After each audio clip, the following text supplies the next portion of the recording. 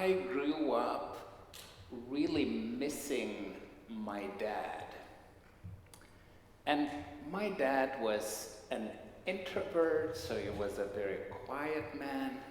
And he was often withdrawn and in his office and doing his studies and so on. And what I, as a little kid, was longing was the dad to come and hug me, to hold me, to cheer me on and so on. And I felt like I missed my dad growing up. Now, I know of a good friend of mine whose mother, he always went to his mother, and his mother was wounded and his mother was struggling. But he was longing to connect with his mom and to get that affirmation and to be cheered on and be lifted up. And he felt like that's his word, these are his words, where he felt like, I'm going to a dry well. I'm going back. And sometimes he wondered himself, why the heck do I still go back as a grown-up and longing for that connection, longing to be nurtured, and longing to be held? Just two examples.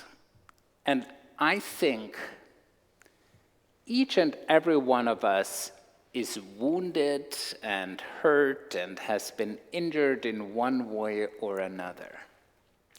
And sometimes it is like when a parent is overbearing, smothering and so on, you feel like sometimes the children try to withdraw and run, and that was my grandmother. She was over-mothering my dad, so as soon as my dad could, he was gone. And there are others who are more distant and so on, and then you feel, so this overwhelming, this overpowering that feels like it's too much on me. I gotta get out. I need some distance, need some space. And the opposite is, it's almost like when a parent is so distant, you feel like I'm longing for, I want to connect, and then you feel almost like, in a way, lost and looking for connections, looking for somehow something to feed that hole, that longing in you. Now, what can we do with those hurts, with those injuries, with what we carry, what is just part of who we are? What can we do with that? Well, we have the opportunity to numb the pain. And there are many, many ways to try to do that. Like, usually addictions is one way trying to numb the pain because it feels too much, feels like I can't deal with it. And doesn't need to be booze or anything else or drugs. It can be like the eating or the overeating or the shopping or the working or trying to make up for something that is not there. And the other option we can deal with that I observe in people is distraction. So just, I don't want to hear it, I don't want to feel it, I turn the TV on, I go shopping, I'm all over the place, just not trying to get away from that feeling of emptiness, from that longing, from that feeling lost or feeling at a loss. So what are we invited to do if it's not about numbing the pain and running from it, and if it's not like the distractions, and there's so many distractions, everything that we can do, what can we do about it? The invitation from Paul in his letter to the Corinthians, that passage that we have just heard, is where he says, God is reaching out for us. God made peace and tries to draw us in. And how God does it is through Jesus and through Jesus' suffering. And we're connected with that. This is the image that Paul has of Jesus. Jesus suffering, and we participate in that suffering. Actually, Paul describes about his own suffering that the wound marks of Jesus, the stigmata, that he feels them in his body. He actually is so bold to say at some point, we complete Jesus' suffering. Our suffering, our pain is tied together with Jesus' suffering. And we're, by that, not alone in our suffering. The invitation of Jesus is to draw us in, for us to participate in that suffering and also in the transformation and resurrection, the transformation of suffering, the transformation of pain, and the healing of our wounds that we carry with us. So the invitation is for us to join Jesus in the suffering, through the suffering, and into the resurrection. And Paul has experienced that himself. You remember the story, Paul going as the zealot persecuting the new churches. He was an avid person against the people who followed Jesus. He was ramping, raving, trying to get letters to throw them in jail, and he was actually present looking on when Stephen was stoned. So he was, whoa, the dark force. And what happened with Paul is then on the way to Damascus, he was struck like by lightning. He heard Jesus' voice, "Why do you persecute me?" He's falling off the horse, he's blind, he doesn't get it, and it takes time for him to recover and to get the insight, and from him to become out of Saul to become Paul, a transformation for him. So how can we participate in that transformation? Not when we deny our pain and suffering, not when we try to brush over it, not when we try to numb it, or when we try to distract ourselves from it. But when we go in it and stay with it, what Paul promises and the experience of Jesus' followers, that through death, through letting go, through grieving, healing and transformation can happen. And that's why we have that cross there.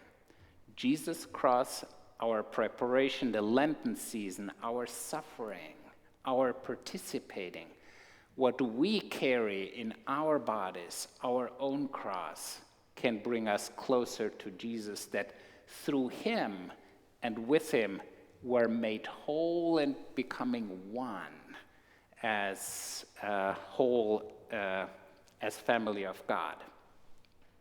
So God made peace. God brought healing. And our job, being the ambassadors, is to invite others into that peace, into that healing, into that wholeness. The parable of the prodigal son. Actually, my first question is, where the heck is the mother in that parable? Yes, there's only dad and two sons. The second question is, and whenever a Jewish person hears that a father had two sons, they automatically hear already, Adam had Cain and Abel. Abram had Isaac and Ishmael. Jacob had, tell me, Esau? It wasn't Jacob. Esau and Jacob brothers, who was their dad? Isaac. Damn it. Can you cut that from the... from the live stream. Please. Isaac had Jacob and Esau. And there is this rivalry, there is betrayal, there is hurt, there is frustration, it's backstabbing, it's awful, it's awful. And when Jewish listeners hear to this parable, a father had two sons, that's what coming up to them. There is something going on here, not just in between dad and one son, but there is something going on in between the siblings, something going on. And yes, one takes off, the other one stays. And sometimes I wonder, did the father forget the older brother over grieving the younger one being gone?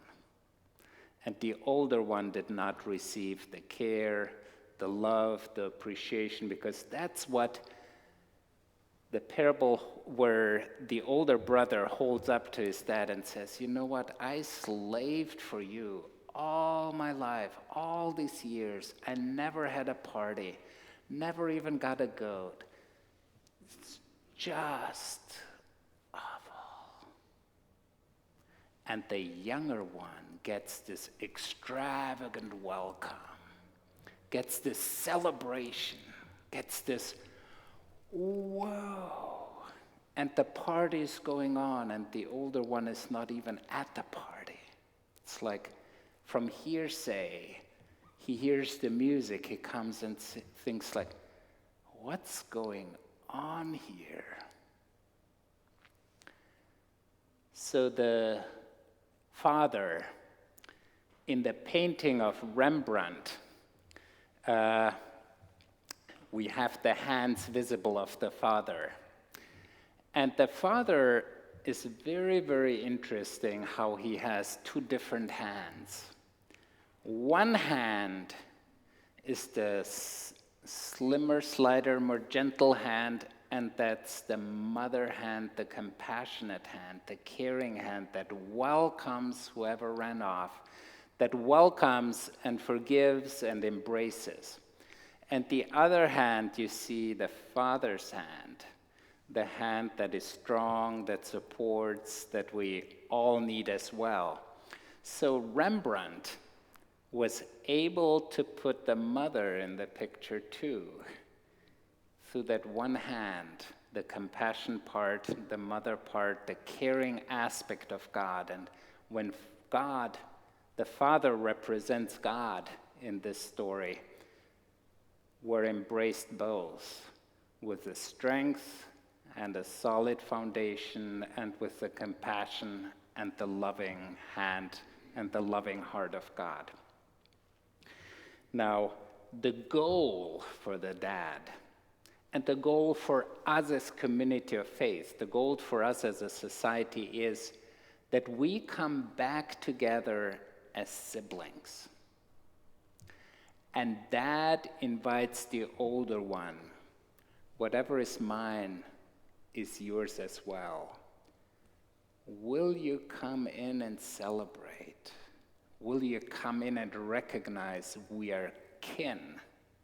We belong together. We're family together. Will you do that? The healing happened for both of those siblings that we heard before. Ishmael and what was the other one? Can you stop the live stream for a little bit? Ishmael, the son of Hagar, Abram and Isaac. Did I get that? Isaac, the son of Abram and Sarah. So Abram had two sons. Ishmael through Hagar, the older one, he left, was sent in the wilderness. And Sarah and Abram had Isaac. They were fighting, just like water and fire. But when their dad passes away, they come and they reconcile.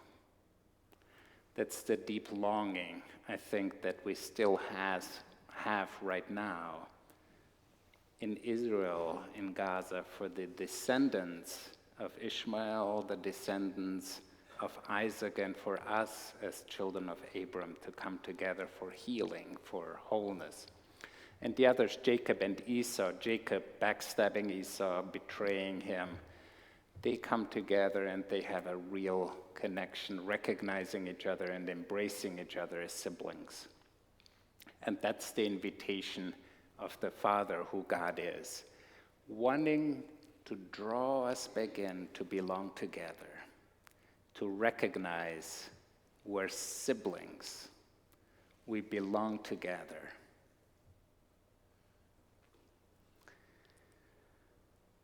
I grew up missing my dad. But something big changed when I realized my dad grew up without a dad at all. Single mom, his dad was gone. I was like, whoa, no wonder he didn't have a role model. He didn't know how to be a dad. That was like, I could let that go, I could forgive. And I feel like I had an amazing dad. Some transformation happened there. And the second part is, well, when I became a dad, you know what? It's not easy to be a dad. So, whom are you called to forgive and to reconnect with?